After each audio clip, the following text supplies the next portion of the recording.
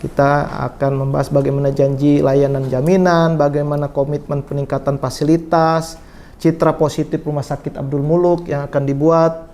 Oleh karenanya, dengan baiknya pelayanan Abdul Muluk, maka baik pula lah layanan publik yang ada di Provinsi Lampung ini. Iya. Abdul Muluk berusaha untuk memberikan pelayanan yang prima.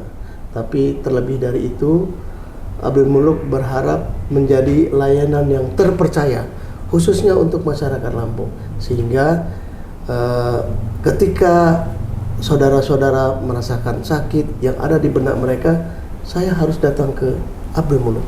Siap.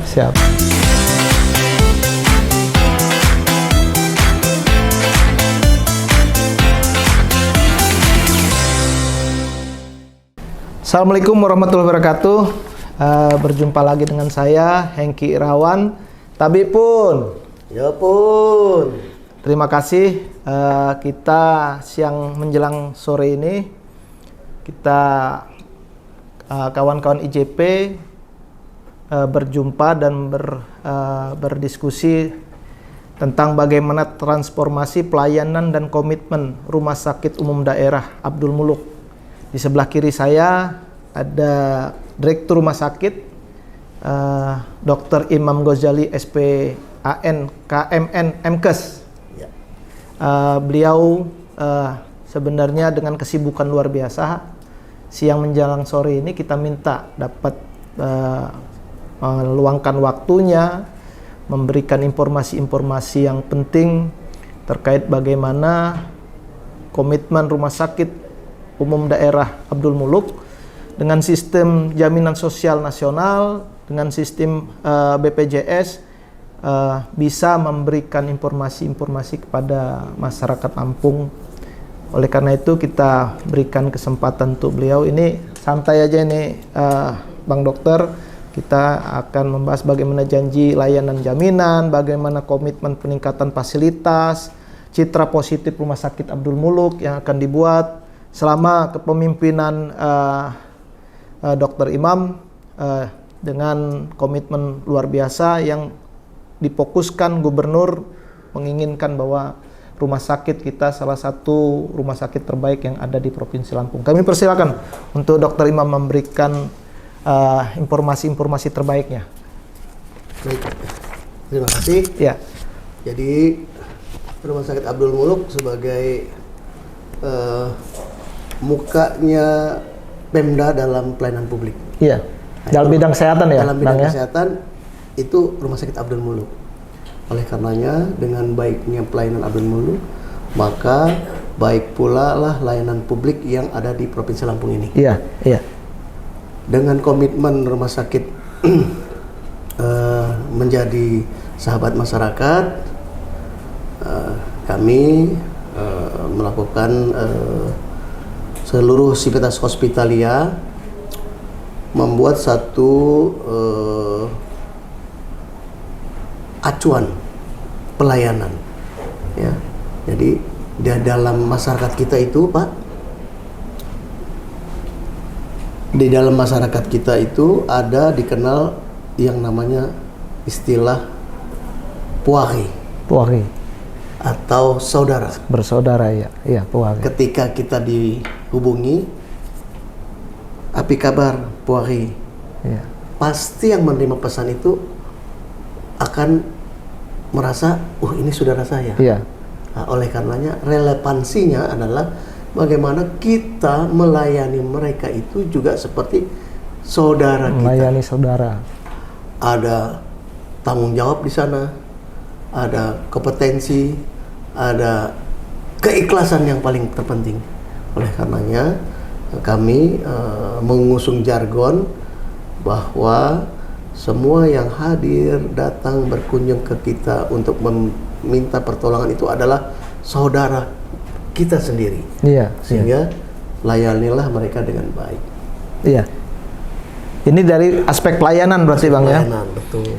Selama ini kan karena yang namanya terkait BPJS dan SCSN ini kan satu kesatuan dari pemerintah pusat sampai turun ke daerah. Dan bagaimana terkait dengan kebutuhan-kebutuhan di dalam. Tadi kan terkait pelayanan, mungkin masalah obat gitu yang dibutuhkan atau terkait biaya-biaya, karena kan kadang-kadang masyarakat juga, ini rumah sakit udah luar biasa ini, udah rumah sakit tipenya juga udah standar tipe A kan gitu.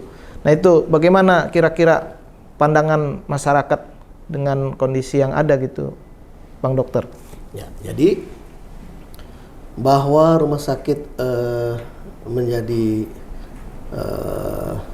pusat layanan untuk pelayanan masyarakat, kami mempunyai program ramah berbasis KTP. Iya. Ya, dan itu menjadi janji layanan juga yang tertera di dalam janji layanan JKN secara nasional, bahwa ada koneksitas antara pemilik identitas dengan status JKN-nya. Iya. Oleh karenanya, karena 98% yang hadir di Abdul Muluk itu adalah peserta JKN. Nah, ada satu asumsi yang menurut saya tidaklah benar. Katanya begini, saya kalau berobat di Abdul Muluk kalau pakai BPJS sering di layanan kelasnya beda kan gitu. Iya, dengan yang bayar gitu. Nggak mungkin, karena 98% adalah JKN semua. Jadi nggak ada pembedaan-pembedaan, dan kita mengikuti tren kekinian tentang layanan Departemen Kesehatan, bahwa satu ruangan itu maksimal 4 orang. Iya. Itu sudah jadi standar ya. Standarnya. Dan kita sudah memenuhi itu, walaupun standar nasional hanya 30 atau 40%. Tapi kita udah di atas 70%. Bahwasannya rumah sakit kita itu menyediakan kamar dengan 4 bed 1 kamar mandi. 4 bed 1 kamar mandi. Jadi kalau nanti berkunjung ke Abdul Muluk boleh dilihat ruangannya plong besar-besar. Itu apa kalau satu kamar isinya 4 itu kan, kalau dulu orang ada bilang, oh ini kelas 3, ini kelas 2, ini kelas 1 gitu. Nah, jadi karena memang belum diberlakukan tentang kris ini, tetapi dengan JKN itu tidak ada pembatasan kelas. Ya. Jadi kelas 1, kelas 2 ataupun VIP ya, mereka punya kelasnya tersendiri kalau VIP. Tapi kelas 3 dan kelas 2 itu tidak ada pembatasan. Oh iya. Kan kekhawatiran masyarakat umum bahwa kalau udah masuk Abdul Muluk ini kan seolah-olah dia kelas 3, kok saya kelas 2 katanya. Iya. Kok jadi 4 orang? Karena memang standarnya sekarang seperti itu. Iya. Ya. Dengan pelayanan yang sama, ya, kelasnya hanya jumlahnya aja.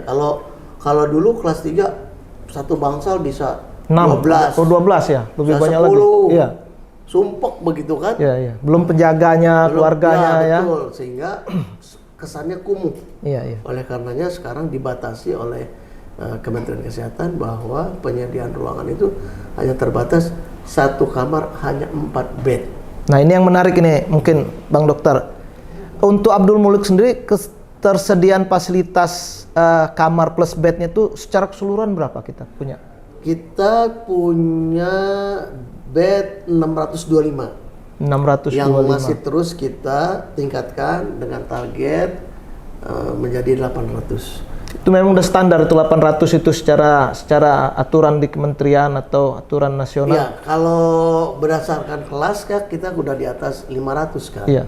Oleh karenanya, karena Rumah Sakit Abdul Muluk adalah rujukan paling tertinggi dan komitmen kita untuk memberikan pelayanan, sehingga kita harus memberikan membuat pengembangan bed dan kamar, termasuk ICU. Seperti kamar operasi, kami punya semula ada 12, sekarang sudah menjadi 16 kamar. Kamar operasi 16. Ada ruang jantung khusus, ada cath lab-nya ada 2, terus itu kemudian okas sentralnya ada 12, ditambah 3 kamar operasi emergency, menyusul ya tahun ini kita membuat dua kamar operasi, satu kamar Khusus untuk ini infeksi lagi? dan non infeksi khusus. Iya. Nah, ini mungkin saya salah dikit Bang Dokter, ini terkait dengan berarti kan fasilitas nih. Nih, bergeser dari situ karena komitmen gubernur juga fokus peningkatan SDM.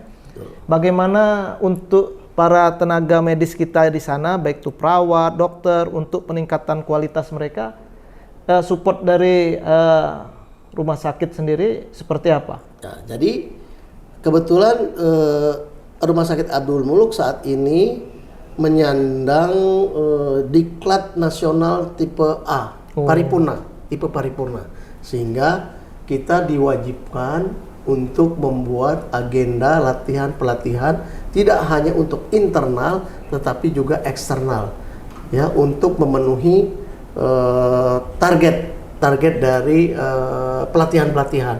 Nah, untuk sumber dayanya sendiri kemarin sudah ditandatangani oleh Pak Gubernur kerjasama antara Unpad, dan Unila. Oh iya. Ada beberapa perguruan tinggi yang kerjasama. Yang kerjasama dengan kita, dan Pak Gubernur memberikan kuota 100 untuk yang mau dibiayai untuk disekolahkan. Ya, tugas belajar Ya, untuk memenuhi kebutuhan. Karena fasilitas kayaknya sudah banyak yang disupport tadi. Jadi selain memperbaiki infrastruktur, tetapi SDM-nya juga harus disesuaikan kan dengan kondisi fasilitas jadi, dan kelengkapan ketika dia pulang, sudah siap ya. Wahananya udah ada. Sehingga sesuai layanannya bisa berjalan. Contoh misalnya dalam waktu dekat ini kita akan membuat layanan fertilitas, infertilitas itu. Kesuburan itu ya. Ya, karena SDM-nya sudah ada, sehingga kita akan membuat layanan itu. Apalagi misalnya stem cell, apalagi misalnya nuklir, pelayanan nuklir, kita sudah sedang dalam penggarapan infrastrukturnya, dan SDM-nya juga sudah tersedia satu. Ini terkait mungkin sahabat IJP, kita menyela dikit. Kalau dilihat di luar kan ini segala kebutuhan dan fasilitas serta komitmen gubernur sudah besar nih, Bang Dokter. Cuma yang jadi ini kita juga bahwa Rumah Sakit Abdul Muluk ini dengan kondisi luar biasa,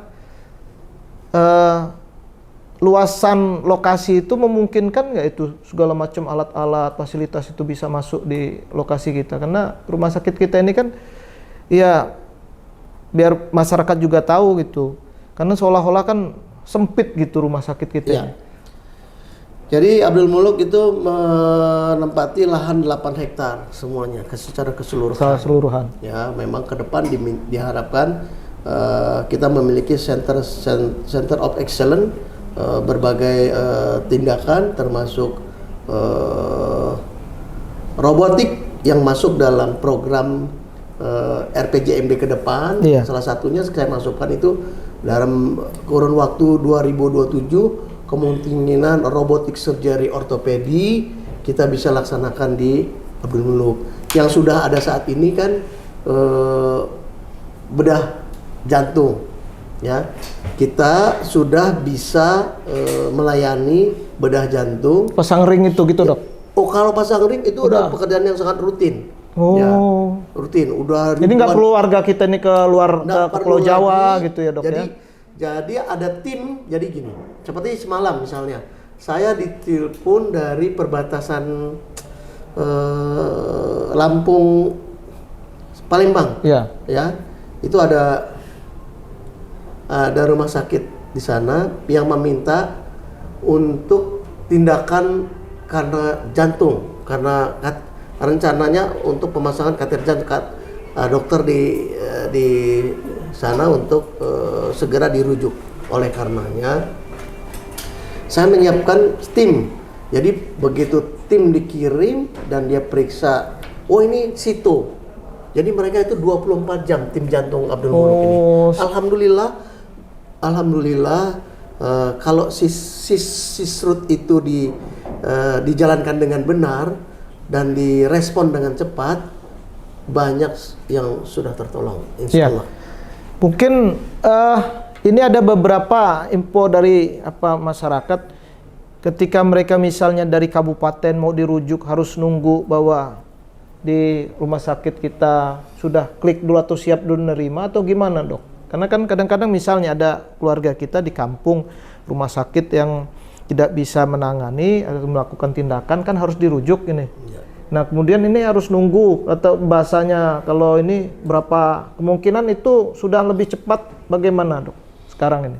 Nah jadi memang Abdul Muluk menjadi tempat rujukan tertinggi, sehingga dari kabupaten manapun akan masuk ke Abdul Muluk rujukannya.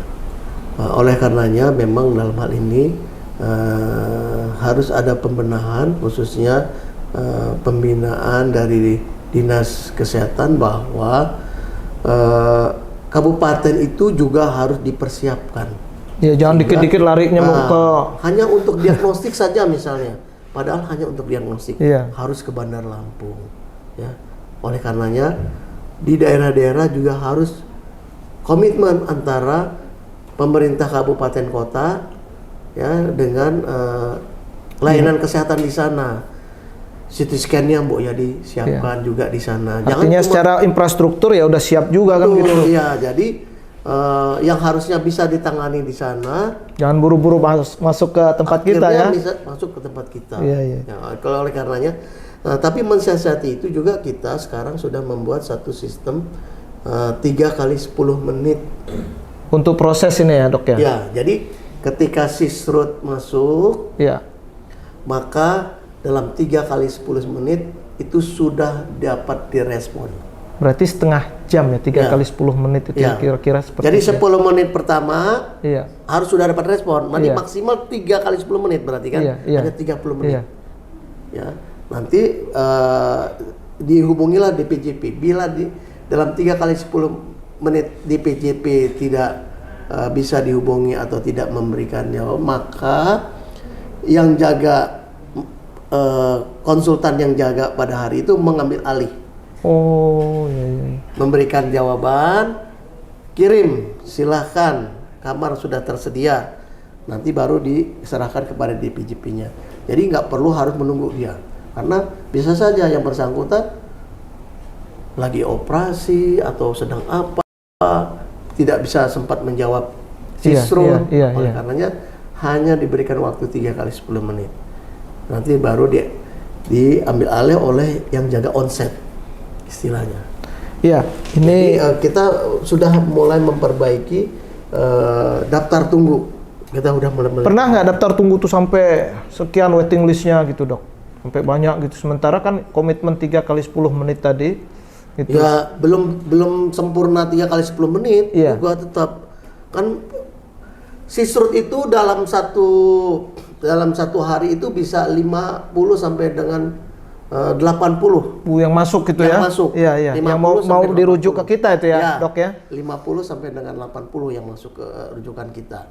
Oleh karenanya memang dinamika di Abdul Muluk itu memang pernah error nggak itu dok? Kira-kira gara-gara ini masuk banyak gitu dari kabupaten kota gitu, sehingga error nggak, cuma daftar tunggunya. Daftar tunggunya, ya. Jadi kita jawab, oh ini belum layak untuk dikirim karena di sana masih ada dokter. Iya, masih bisa dilakukan tindakan di tempat. Ya, silakan ditunggu. Iya. Terus jawab lagi yang lain. Oke, yang ini bisa masuk ini bisa dikirim. Iya. Nanti yang dari ruangan juga, oh yang ini bisa dipulangkan besok pagi. Oke, kalau gitu kita jawab yang ini besok pagi langsung kirim karena yang ini langsung pulang. Masalahnya orang kita itu kalau disuruh pulang nggak mau. Benar dok, itu saya pribadi mungkin gitu kan ngerasa kalau 3 hari kayaknya kurang gitu kan. Ada kadang-kadang kan orang berpikir gitu, berobat harus nambah gitu. Belum fit bener ini dok, udah suruh pulang kan gitu.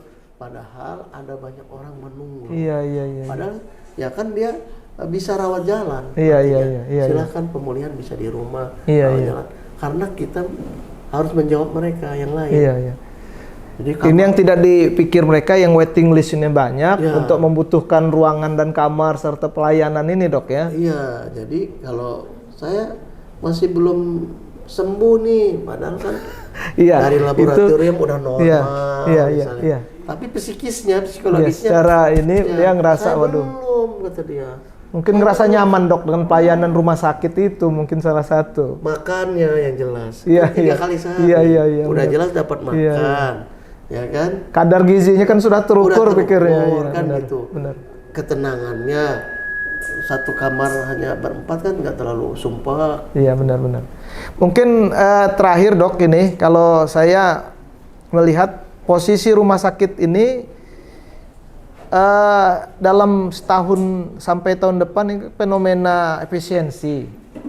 Ada pengaruh nggak sangat besar dengan pelayanan, fasilitas yang ada di Rumah Sakit Abdul Muluk sendiri, Dok? Ya, untungnya Pak Gubernur dan Komisi 5 Mitra Spesial itu responsifnya cepat. Iya.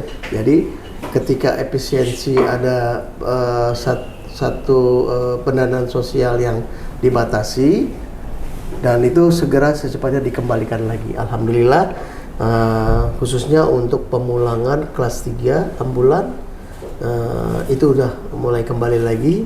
Terus kemudian pemberian orang yang benar-benar tidak mampu, ya, apalagi dengan layanan ramah berbasis KTP. Iya, iya. Kan itu bisa banyak sekali akhirnya, kan gitu. Oleh karenanya kemarin kita minta kepada Komisi 5 untuk dalam perubahan tahun ini agar dikembalikan lagi subsidinya, Iya. khususnya untuk subsidi sosial. Walaupun toh sebenarnya rumah sakit sudah berbadan usaha sendiri ya, Dok ya? Ya betul, jadi kan kuotanya jadi terbatas. Iya, iya. Kalau Abdul Muluk yang harus mengeluarkan biayanya kan terbatas Iya. jumlahnya. Kalau tidak support sama pemerintah Oleh provinsi karenanya, ya. tetap kita meminta support supaya pelayanannya lebih luas, Iya, lebih banyak lebih yang maksimal dilayani. lagi. Maksimal lagi, betul. Nah, mungkin ini saya balik lagi SDM, Dok. Terkait misalnya kalau tadi efisiensi syukur support gubernur luar biasa, jangan sampai kena.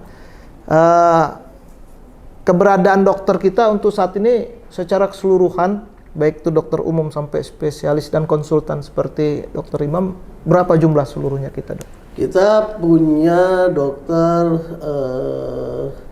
spesialis 142. 142. Ya, ada konsultan 60 dan untuk saat ini masih dirasakan cukup. Walaupun ada beberapa penambahan yang sedang berangkat sekolah dan akan kembali. Tapi rata-rata sudah terpenuhi semua. Jantung anak, intervensi Abdul Muluk alhamdulillah sudah melakukan penutupan katup jantung anak. Bisa Jadi sendiri tidak sudah. perlu harus dibawa Dirujuk ke luar harapan lagi. kita. Iya, harapan kita. Karena dokter bedah jantung anak intervensinya juga sudah ada. Ya, kemudian Ini yang vital-vital, Dok ya, Ya. yang dokter sebutkan ini ya. pasca operasi kan harusnya melakukan rehabilitasi. Kita sudah ada konsultan jantung rehabnya sudah ada. Iya. Jadi pasca operasi dan wahana kita alhamdulillah mencukupi, udah melebihi standar yang seharusnya ada. Ya seperti misalnya cycling dinamik yang kita udah punya 2 gitu. Dan tenaga konsultannya sudah ada. Yang sangat dibutuhkan sampai hari ini untuk Rumah Sakit Abdul Muluk yang kira-kira memang harus ditambah apa, Dok? Kira-kira? Bedah plastik kita berencana untuk menambah, ya, dokter bedah plastik hanya kita punya 1. Kemudian bedah torak juga harus di-upgrade kan, karena kita menyongsong untuk bisa mandiri. Selama ini kan kita operasi didampingi oleh Rumah Sakit Harapan Kita, belum bisa mandiri. Oh, belum Dok ya. Belum bisa mandiri karena baru sampai 11 operasi. Oh. Sementara standarnya harus 100. Nah, oleh karenanya untuk menjelang 100 itu dokter kita harus menambah 1 bedah torak, yang 1 saya berangkatkan untuk upgrade supaya Iya, dia kemampuannya bisa menjadi, ditambah lagi, ya, Dok, ya. supaya dia menjadi sebagai operator utama. Iya, iya, iya. Nah, nanti ini pulang, kemudian nanti yang satunya bisa berangkat Oh ya, untuk menggantikan A+ sementara ya. upload, ya begitu. Jadi Ya. itu yang kemungkinan yang akan ke depan yang akan kita tambah, termasuk pelayanan nuklir dan dokter nuklir yang selama ini masih kontrak. Mudah-mudahan kita bisa mendapatkan dokter nuklir karena kita sudah minta ke kolegium satu dokter untuk disiapkan karena wahananya sedang disiapkan. Iya. Dan bantuan dari Bank Dunia tentang pemberian linek dan segala macam itu juga Desember ini insya Allah alat itu bisa di dropping di Abdul Muluk. Ini mohon maaf dok, saya karena kita mungkin keterbatasan waktu, tapi kayaknya mungkin kawan-kawan sahabat IJP sepertinya kapan waktu kita podcastnya sepertinya kita yang ke Abdul Muluk kayaknya. Betul. Karena penjelasan dokter ini saya nggak berani nyetop sebenarnya ini. Mohon maaf nih sahabat IJP, apapun bentuknya penjelasan dokter ini semua runut dan tersistematis ini.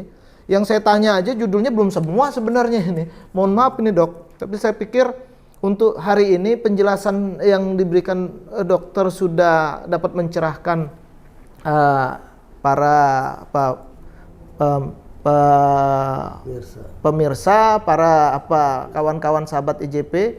Saya minta mungkin satu closing statement dari Dr. Imam, bagaimana terkait komitmen kita bersama Gubernur Lampung untuk 5 tahun ini. Silakan dok. Baik. Abdul Muluk berusaha untuk memberikan pelayanan yang prima. Tapi terlebih dari itu, Abdul Muluk berharap menjadi layanan yang terpercaya, khususnya untuk masyarakat Lampung. Sehingga ketika saudara-saudara merasakan sakit yang ada di benak mereka, saya harus datang ke Abdul Muluk. Siap. Iya.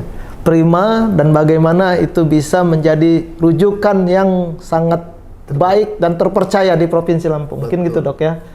Sekali lagi saya terima kasih untuk Dr. Imam Ghazali SPAN KMN MKes yang sudah memberikan informasi-informasi terbaiknya Rumah Sakit Abdul Muluk sehingga ke depan orang-orang warga kita di Provinsi Lampung tahu bahwa Abdul Muluk adalah salah satu rumah sakit rujukan terbaik. Saya akhiri, billahi taufiq wal hidayah. Wassalamualaikum warahmatullahi wabarakatuh. Tabipun. Ya pun.